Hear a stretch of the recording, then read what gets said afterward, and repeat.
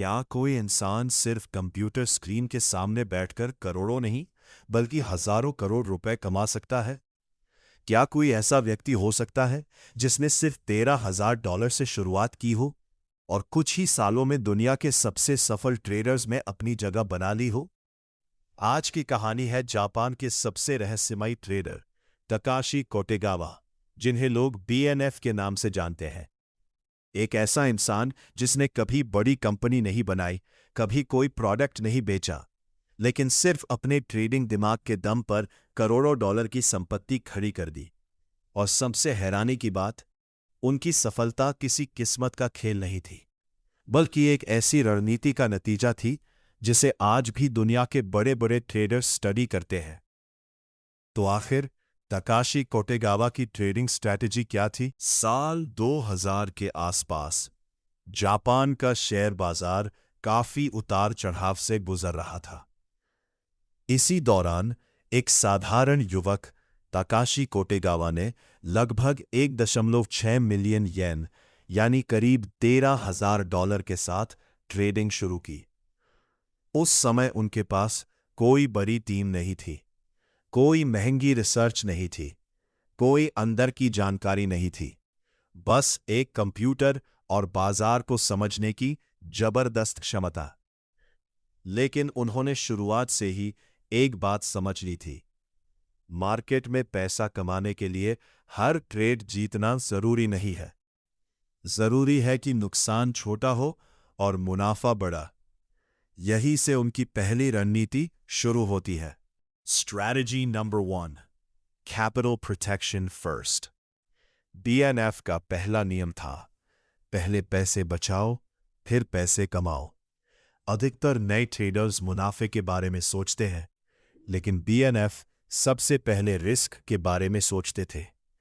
अगर कोई ट्रेड उनके खिलाफ जाता था तो वे तुरंत निकल जाते थे। वे उम्मीद के भरोसे नहीं बैठते थे। वे यह नहीं सोचते थे कि शायद शेयर वापस ऊपर आ जाएगा। उनका मानना था कि एक बड़ा नुकसान कई महीनों की मेहनत खत्म कर सकता है। इसलिए वे छोटे छोटे नुकसान स्वीकार कर लेते थे, और यही आदत उन्हें लंबे समय तक खेल में बनाए रखती थी। Strategy number 2, momentum trading. BNF की सबसे प्रसिद्ध रणनीति थी मोमेंटम ट्रेडिंग। वे उन स्टॉक्स को ढूंढते थे जिनमें अचानक तेज खरीदारी या तेज बिकवाली शुरू हो गई हो।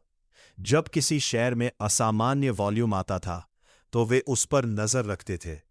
अगर उन्हें लगता कि ट्रेंड मजबूत है तो वे उसी दिशा में ट्रेड लेते थे। ध्यान देने वाली बात यह है कि वे भविष्य का अनुमान लगाने की कोशिश नहीं करते थे। वे सिर्फ ये देखते थे कि इस समय बाजार क्या कर रहा है। उनका फोकस प्रिडिक्शन पर नहीं बल्कि रिएक्शन पर था, यानी मार्केट जैसा व्यवहार कर रहा है वैसा ही व्यवहार करो। यही कारण था कि वे अक्सर बड़े ट्रेंड्स को पकड़ लेते थे। Strategy number 3, emotionless trading. ज्यादातर लोग ट्रेडिंग में पैसा इसलिए गंवाते हैं क्योंकि वे अपनी भावनाओं को कंट्रोल नहीं कर पाते।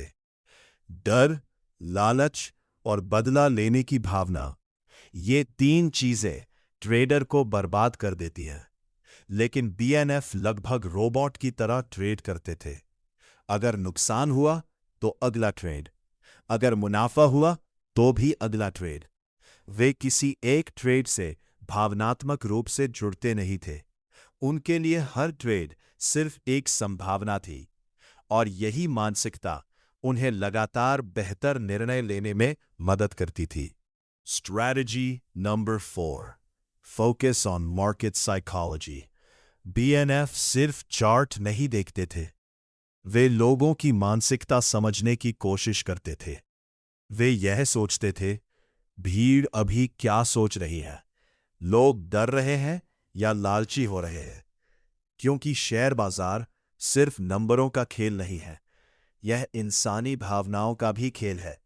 जब लोग घबराकर बेचते थे तब वे मौके तलाशते थे। जब लोग बिना सोचे खरीद रहे होते थे तब वे सावधान हो जाते थे।